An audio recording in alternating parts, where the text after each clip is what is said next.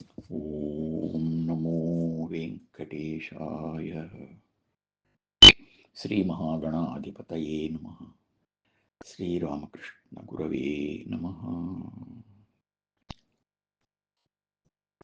మైసూరునందు నెలకొను ఆశాంతు గణపతి సచ్చిదానందయతిన్ నీ సరివాడని తత్వము మోసెత్తన్ తలతు స్వామి మోహన రూపా.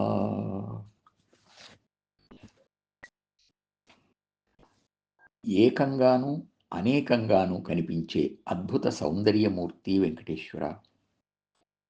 మహాగణాధిపతి ఉపాసన చేసి సత్యం, జ్ఞానం, ఆనందం అనే పరబ్రహ్మస్థితిని పొందిన మైసూర్ దత్తపీఠాధిపతులు శ్రీ గణపతి సచ్చిదానంద యతీశ్వరులు నీతో సమానమైన స్వరూపమే, నీ స్వరూపమే అని భావిస్తాను. తత్వం అంటే పరమార్థం మనస్సులో మొలకెత్తితే మీరిద్దరూ పరబ్రహ్మ స్వరూపంగానే దర్శనమిస్తారు కదా స్వామి అని నివేదిస్తున్నాం. శ్రీ స్వామివారి దర్శనం నాకు 3 సార్లు లభించింది. 2 సార్లు మైసూర్లో, ఒకసారి హిందూపురంలో. మొదటిసారి మా అమ్మమ్మ గారితో కలిసి వెళ్ళినప్పుడు మాకిద్దరికే ప్రత్యేకంగా దర్శనమిచ్చి మాట్లాడారు. మహిమ ఏమైనా కనబడుతుందేమో అని నా ఆశ. విగ్రహం ఏదైనా ఇస్తే పూజించుకుంటాను స్వామి అని అడిగాను. అలాగా అంటున్నప్పుడు స్వామి చిరునవ్వు ముఖం కనిపించింది. మేమిద్దరం అప్పుడు కింద కూర్చుని ఉన్నాం, స్వామి పాదాల దగ్గర. కుర్చీలో స్వామి. నేను అడుగుతున్నప్పుడు కానీ వారు చెబుతున్నప్పుడు కానీ వారి ముఖంలోకి సూటిగా చూడలేకపోయాను. మా అమ్మమ్మ గారేమో అనాయాసేన మరణం అని స్వామివారిని సూటిగా చూస్తూ అడిగారు. స్వామి చల్లని చూపుతో అలాగే అంటూ అనుగ్రహించాడు. ఆ తర్వాత సకుటుంబంగా వెళ్ళి ఒక శివరాత్రి నాడు వారు చేసిన అభిషేకాన్ని చూశాను. అటు తరువాత వారు హిందూపురంలో అయ్యప్ప దేవాలయ కుంభాభిషేకం చేసినప్పుడు దర్శించాను. వారి ఉపన్యాసం కూడా విన్నాను. స్వామివారి జీవితం ఒక అద్భుతం.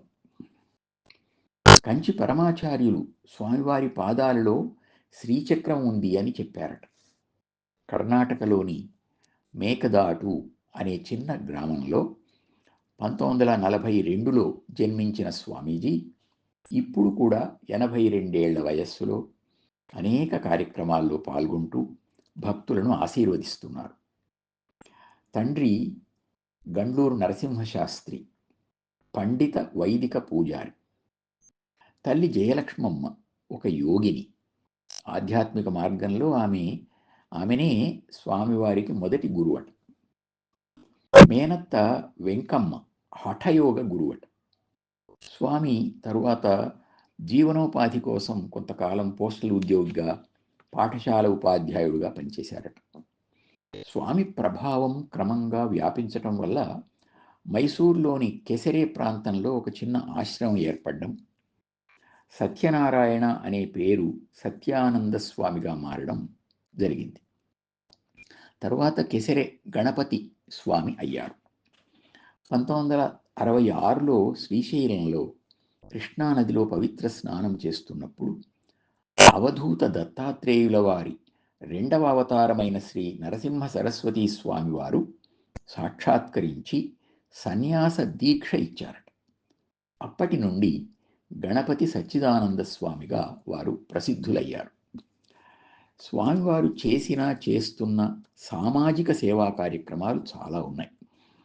మైసూరు ఆశ్రమంలో విశ్వ ప్రార్థనా మందిరం, సంగీత సంబంధమైన నాద మండపం, శ్రీ దత్త వెంకటేశ్వర దేవాలయ సముదాయం, విశ్వ ప్రదర్శనశాల, కిష్కింధ మూలికా వనం, బోన్సాయి గార్డెన్, సప్తర్షి తీర్థం, నక్షత్ర నవగ్రహ రాశి వనం, సుమేరు ధ్యాన మందిరం, అన్నదానం జరిగే అన్నపూర్ణ మందిరం, ఉచిత వైద్యశాల, పంచకర్మ మొదలైన ఆయుర్వేద చికిత్సా విధానాలతో పాటు ఆధునిక వైద్య సేవలు, వేద పాఠశాల మొదలైనవి ఎన్నో నిర్వహింపబడుతూ ఉన్నాయి. హైదరాబాదులోను ఇంకా అనేక దేశాల్లోనూ ప్రపంచవ్యాప్తంగా అనేక పీఠాలు, వాటి ద్వారా సేవలు జరుగుతూ ఉన్నాయి. స్వామివారు బోధించే క్రియాయోగ, హఠయోగ, ప్రత్యేకించి సంగీత చికిత్స విశేష ప్రజాదరణ పొందాయి. స్వామివారి బోధల్లో కొన్ని చూస్తే, చినుకు చినుకు కలిస్తేనే చెరువు అవుతుంది, అందరూ ఎంతో కొంత కృషి చేస్తేనే సమాజం బాగుపడుతుంది, సమస్యలన్నీ భ్రమలే, సమస్యను సంతోషంగా స్వీకరిస్తే సమస్యే లేదు, నాదము భక్తి వేరు కాదు, దేవుణ్ణి చేరేందుకు దగ్గరి దారి సంకీర్తన, త్యాగమే సమాజ సంక్షేమానికి పునాది.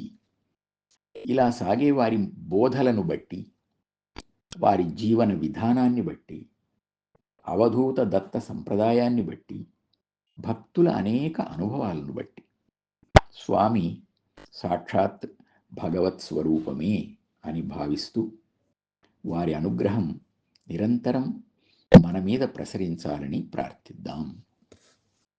మైసూరునందు నెలకొను ఆశాంతు గణపతి సచ్చిదానందయతిన్, నీ సరివాడని తత్వము మోసెత్తన్ తలతు స్వామి మోహన రూపా.